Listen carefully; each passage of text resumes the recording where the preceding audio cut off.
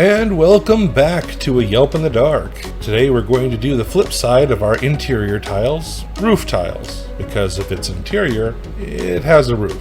I'm going to do two kinds of rooftops, wooden shingles and those ceramic tiles. Why do we build rooftops? Because sometimes there's a rooftop chase. Sometimes you're in the street and a sniper is up on a rooftop. I start with a base of brown and I wet blend in brick red, golden brown, and a 1-to-1 mixture of golden brown and orange. That'll help retain that golden color. It's going to be a wood tile roof, so I want to get the wood texture down first while it's easy. And once that's dried, I mark out the center line with pencil. These are going to be pitched roofs. Using burnt umber, I'm going to lay in the tiles. I'm not going to try to be neat about this. In fact, I want them to look very haphazard. So I'm going to make them different shapes, sizes, lengths. I'm going to twist a couple. You know, I think I'm going to make one of the rooftops abandoned, destroyed, not cared for. That way it becomes difficult terrain. And if you really flub your saving throw, you might just fall through. Using golden brown, I highlight the bottom edge of each tile, as well as one side. We're faking the direction of light.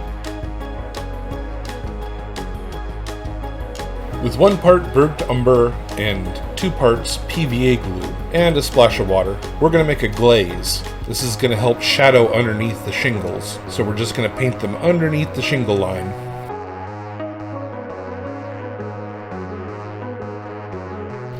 And now to add the shadows.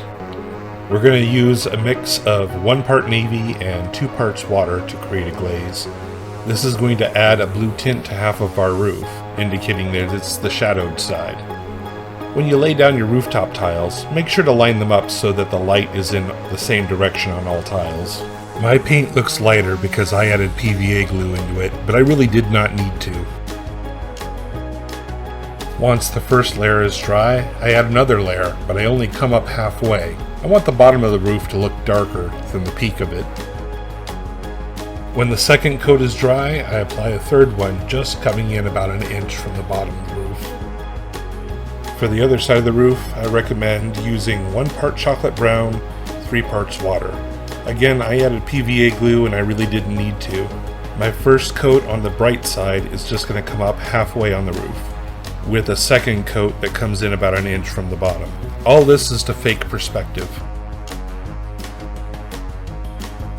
For the damaged roof, I left out a few tiles. I went in afterwards and painted the holes black, but we're not done with them. Using brown, I paint in some of the beams that would be just under the roof tiles. And using golden brown over regular brown, I do a quick, easy, minor wet blending of the boards. We're going to do another glaze, this time with Spanish olive. So that's 1 part Spanish olive, 3 parts water. We're going to add a little mold to this rooftop.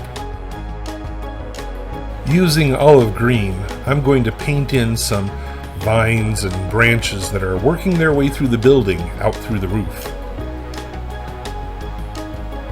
And I'm going to highlight them with Spanish olive.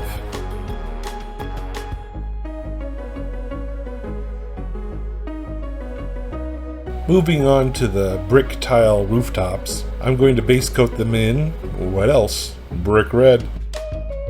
I'll do 2 ceramic roofs with pitched rooftops, but one I want to do pointed, so I draw a line from corner to corner to get my shape. Ceramic tiles don't overlap like dragon scales. They're all in line, with a curve on them that overlaps the one below it in the same curve. So I'm going to draw out some lines to lay out where the tiles are going to be. These lines will be painted over, and they're just suggestions. I'm still going to freehand paint them. Wobbly lines, oh friends. And I'm going to draw some lines to lay out the tiles for the top of the roof and the various other tiles. Since all the tiles are in line, it'll be easier to highlight them first before I draw out the separate tiles. I do that with a 1-to-1 mixture of brick red and gray.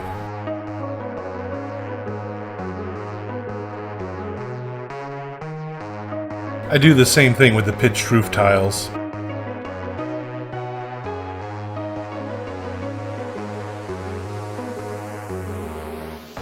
Now I outline the roof tiles with some burnt umber. Now you can go in with some brick red and paint over any remaining pencil lines that are still showing up. And it's time to shade underneath the tiles with a glaze of 1 part burnt umber, 3 parts water.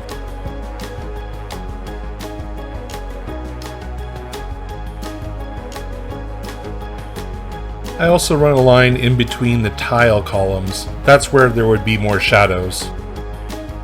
Next, I highlight the lip of the tiles with 2 parts orange, 1 part gray. And once again, with a combination of 1 part navy, 3 parts water, I'm going to put in the shaded glaze. On the pitched roof, I'm going to go around 3 sides, but the very back of it, I'm going to throw down 2 layers of shade. I do the same with the pitched roofs. And here I'm adding that second layer to the peaked roof. And I add another layer closer to the edge of the rooftop, just like I did with the wood tiles. And I give everything a final coat with gloss Mod Podge, wait for it to dry, and then matte Mod Podge.